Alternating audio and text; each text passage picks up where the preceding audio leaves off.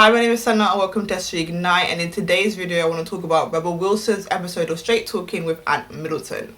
Rebel Wilson is an Australian actress who's been in box office hit movies since 2011 when she was in Bridesmaids, but never has she been shoved in my face more than recently after she's lost weight. Since about the summer, I've been regularly getting articles from gossip magazines about Rebel Wilson in my Google feed, and I couldn't for the life of me figure out why, because up until deciding to do this video, I've literally never Googled Rebel Wilson. The conclusion I came up with is that Rebel Wilson's weight loss now makes her more interesting or palatable to some audiences because she fits better into conventional beauty standards now. So magazines are happy to milk her weight loss for what it's worth and constantly talk about her diet and body. From this, I really and truly understand Fatphobia now, because nobody cared as much in the media when Rebel Wilson was being successful and doing well in the Pitch Perfect franchise or any of her other acting endeavours. It is important to remember that a lot of these magazines are trashy magazines that in general care way too much about a woman's body and physical appearance, but still it must be annoying for actors and musicians or literally anybody in the public eye to work on their skill and their craft but still constantly be reduced or only valued by their physical appearance, especially with women. What's worse is that Rebel Wilson has said in interviews and Straight Talking that Hollywood executives would rather she stay at her larger size so she can continue to play the fat Amy style character. So it seems like with women there's no winning, and whatever they do to their body is always going to be critiqued. So unless you didn't know already, you should only ever do things for yourself and not for outside voices. Because of all the focus on Rebel Wilson's weight loss, I couldn't help but feel angry when I saw that she had the episode of Straight Talking coming out, because nothing significant has happened in her career recently other than her losing weight. So I don't understand why they chose to put a spotlight on her now rather than any other time. But after putting it off for a couple of days, I did eventually watch Straight Talking, and thankfully it wasn't all just about her weight. So Straight Talking is an interview series headed by former British soldier and chief instructor on SAS Who Dares Wins, Ant Middleton. SAS Who Dares Wins is a show where 5 ex-Special Forces soldiers put 30 people through tasks to test their mental and physical resilience.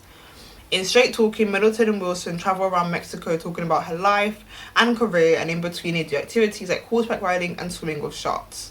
There isn't a lot to talk about with this episode of Straight Talking. Nothing exciting happens within the hour. There's no super interesting activity or big revelation in the interview. In the advert and at the start of the show, they did hype up the fact that Ant Middleton is trained in tactical questioning, which I took to mean that he would ask some hard-hitting questions, but he didn't. He asked quite simple and regular questions that any other journalist would ask.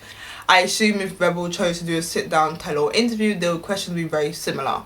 I didn't expect him to literally sit down and interrogate her, but I did expect more interesting questions, and there was nothing really straight talking about it. If I had just watched all the adverts and the little clips before they cut to commercial, I would have got the gist of the whole episode. I will say though, based on her Wikipedia page, some of the information they go over is new, especially in regards to her family, where Rebel shares that her grandma had alcohol-induced dementia, and that led to Rebel not then trying alcohol until she was about 25. Rebel also shares that unfortunately she's been harassed twice in the industry, and even though she did file a complaint after one instance, she did continue to work with the person in order to remain professional, especially because she was newer in the industry at the time. It seems like new people in any industry are made to put up with a lot of nonsense because they feel like they need to earn their place or even their right to complain. Not to compare fiction to reality, but in the BBC show industry, Yasmin puts up with a lot of mistreatment from her co-workers. She just sucks it up and carries on over her day, even though it does heavily eat away at her. And honestly, I think that's something that a lot of people do and would do, which is why abusive people are able to get away with it for so long. That's why you need things like the Me Too movement to expressly say this isn't right, that you're not alone in your feelings and you don't have to put up with it. One thing that I did like about Straight Talking, which is a bit random, but it's the way they use music. I hate when I hear popular songs in movies or TV shows or even adverts where they're just put there because they're popular and they actually add nothing to the media text, right? But in Straight Talking, they did use a couple of Billie Eilish instrumentals that actually sounded good and suited well to the scenes. Also, would never have guessed Rebel Wilson was over 30, let alone 40. Also find it hilarious, and I love the fact that she imports old El Paso kits to America. Like I said already, in my opinion, not a lot of interesting things happened in the Straight Talking episode, but let me know how you felt about it in the comments down below. Also, let me know what you think about the media's obsession with women's bodies. Hit like if you enjoyed, subscribe if you want to, and I'll see you next time.